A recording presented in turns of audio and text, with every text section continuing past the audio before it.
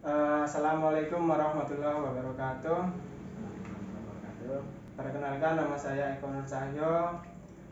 Saya mahasiswa jurusan Teknik Informatika di Estakrin Yogyakarta. Saya angkatan 2019. Di sini saya sudah berada di perusahaan Agna Partnership yang bergerak di bidang consulting, dan sekarang saya sudah bersama pemiliknya langsung.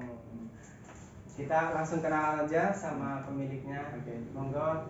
Ya, Assalamualaikum warahmatullahi wabarakatuh. Nama saya Rendra Agusta. Saya menjadi Direktur Agna Partnership Consulting. Kita bergerak di pelayanan publik. Lebih banyak riset kita terkait kebijakan publik. Jadi memang produk kita adalah framework, pemikiran,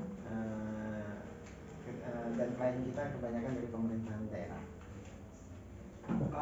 Untuk usahanya sendiri itu kapan mulainya, Kak? Terus latar belakang perusahaan itu dibentuk karena apa gitu? Oke. Mulainya kita di tahun 2015. Alasan kita dibentuk karena memang kebutuhan dari pemerintah daerah untuk mencari pihak ketiga, pemberi jasa terkait kebijakan-kebijakan yang akan mereka keluarkan, maupun terkait dengan beberapa agenda-agenda pembangunan yang harus mereka susun gitu. Dari situ berarti emang ada inisiatif dari Ya, kita istilahnya tuh memenuhi ceruk pasar yang kosong. iya. Kita ada peluang di situ. Memanfaatkan celah di situ. Celah di situ. Karena dari sisi regulasi pemerintah itu tidak, kalau dulu mungkin bisa kegiatan itu diberikan kepada kampus maupun pusat penelitian, tetapi karena aturan terbaru pengadaan barang dan jasa, maka untuk riset-riset itu kebanyakan dilakukan oleh pihak ketiga, swasta khususnya. Saya mau tanya lagi nih, Kak. Ya. Jadi perusahaannya kan udah berdiri, Ya. Terus berapa sih modal usaha yang diperlukan buat membangun usaha? Untuk modal usaha sendiri, karena kita produknya adalah pemikiran, jadi tidak terlalu banyak. Tidak terlalu banyak. Kita hanya ya mungkin dari sisi marketing dan terus dari sisi operasional, operasional kantor maupun operasional lapangan, ya jadi tidak begitu banyak karena yang kita jual adalah jasa. Selain sumber daya manusia, itu kan pemikiran tadi kan sumber daya manusia. Selain itu kebutuhan apa saja yang diperlukan gitu? Kebutuhan yang kita perlukan ya terkait akses, akses itu dalam arti akses informasi, karena di dalam mencari kegiatan itu kita membutuhkan informasi dari LPSE dan lain sebagainya, sambil mencari relasi. Dan terus terkait dengan yang kita butuhkan adalah ya peralatan kantor, itu yang untuk mendukung kita, dan ketika di lapangan nanti menyesuaikan dengan kebutuhan.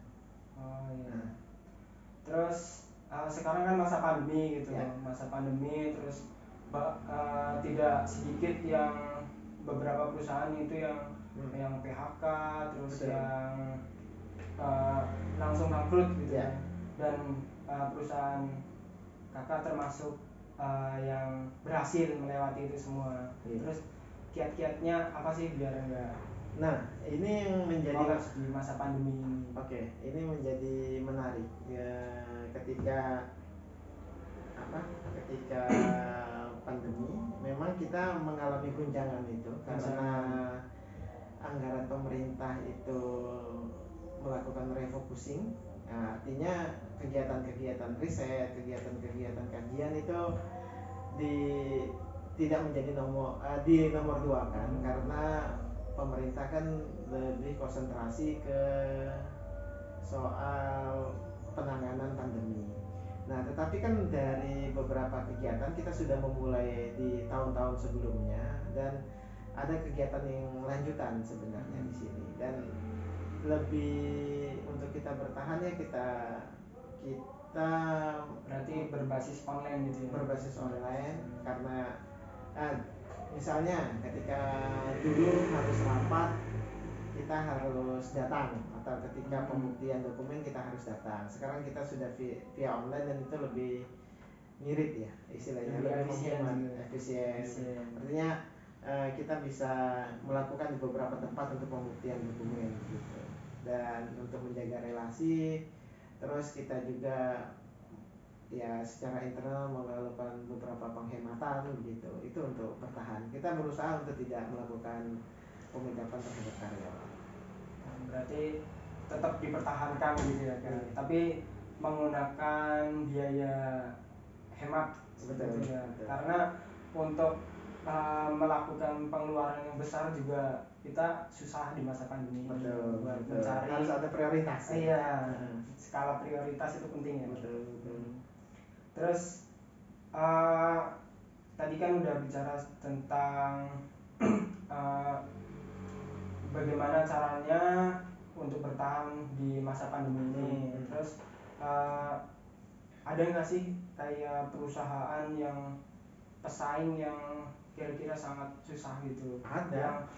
yang merajai pasar sesuai dengan perusahaan kan? Banyak ya. Perusahaan seperti ini sebenarnya banyak di Jogja maupun di Indonesia.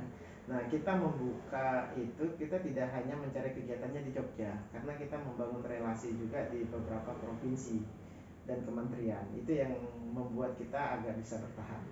Karena kalau hanya mengandalkan kegiatan di Jogja ya mungkin kita sulit untuk bertahan gitu. Kalau perusahaan menurut data Inkindo itu hampir 20% sudah collab. Wah, perusahaan konsultan ya di Indonesia. Wah. Itu sudah collab. Udah banyak yang bangkrut ya. Kita alhamdulillah masih bisa bertahan sampai 2021. Semoga di 2022 kondisi sudah semakin membaik, anggaran pemerintah sudah agak normal seperti itu, dan kita juga mencoba merambah ke swasta. Berarti strateginya biar bisa bertahan itu membangun relasi terus dan sama satu informasi terkait penggunaan web. Kita pemasaran yang dulu hanya fisik, sekarang kita menggunakan web, menggunakan media-media platform yang ada, memanfaatkan online ya kan? Memanfaatkan online. Betul. Terus kita udah bicara tadi tentang persaingan usaha di luar, terus ada juga kiat-kiatnya. Terus gimana sih catatan administrasi di kantor gitu, transaksi uang masuk, uang keluar itu apakah tercatat dengan rapi atau cuman diinget-inget aja? Oh enggak, ini kita memang harus tercatat karena kita harus disiplin karena kita punya staf bagian keuangan dan itu memang harus mencatat. Ketika kita turun ke lapangan kita harus membuat laporan. Dan karena ini yang menarik juga, ketika kita kerjasama dengan pemerintah itu ada kewajiban kita untuk membuat laporan. Salah satunya laporan keuangan. Jadi itu harus tercatat dan terinci seperti itu. Itu membantu kita. Kalaupun kayak rapat-rapat gitu, ya harus ada notulennya. Ada rapat harus ada notulennya karena itu harus kita laporkan juga, dan terus beberapa kegiatan itu ya memang harus ada dokumentasinya, catatannya. Terus setelah itu saya mau tanya nih Kak, berapa sih keuntungan tiap harinya atau tiap minggunya atau tiap bulannya? Kita itu hitungannya by project. Jadi ketika ada project itu ya kita maksimalkan saving bisa sampai 20% dari nilai proyek ya. Dari nilai bersih proyek itu kita mencoba saving 10 sampai 20% gitu. Kalau di masa yang biasa udah normal, masa normal itu nyampe berapa kan? Perbedaannya dengan masa pandemi. Perbedaannya itu dengan masa pandemi ya paling di operasional lah. Di operasional. Karena tidak begitu karena kita banyak manfaatkan online dan tidak begitu banyak turun ke lapangan ya. Hanya kondisi-kondisi tertentu yang kita harus turun ke lapangan. Ya bisa sampai 25%. Jadi bedanya itu antara 10 sampai 15%. Tapi sangat berpengaruh itu ya. Sangat terutama di transportasi. Karena kita misalnya harus ke Jakarta atau kita harus ke yang terakhir itu kita harus ke Bintan seperti itu. Lumayan jauh juga. Iya.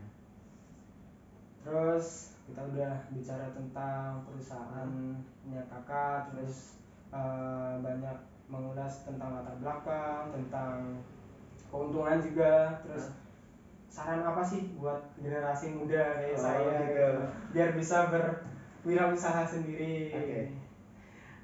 Buat generasi muda itu apa?